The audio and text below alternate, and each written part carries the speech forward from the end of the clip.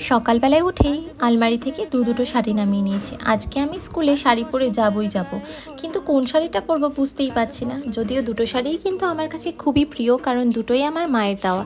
একটা মা দিয়েছিল বিয়ের পর প্রথম বছর জামাই ষষ্ঠীতে, আর একটা মা দিয়েছিল বিয়ের পর প্রথম বছর দুর্গাপুজোতে। তো আলটিমেটলি এই জামাই ষষ্ঠীতে দেওয়া শাড়িটাই পরলাম।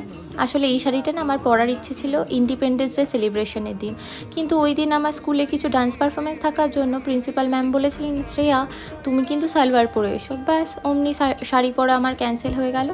তাই আজকে যখন চিলড্রেন্স ডে সেলিব্রেশন আছে, ভাবলাম না আজকে আমি এই শাড়িটা পরে যাবই।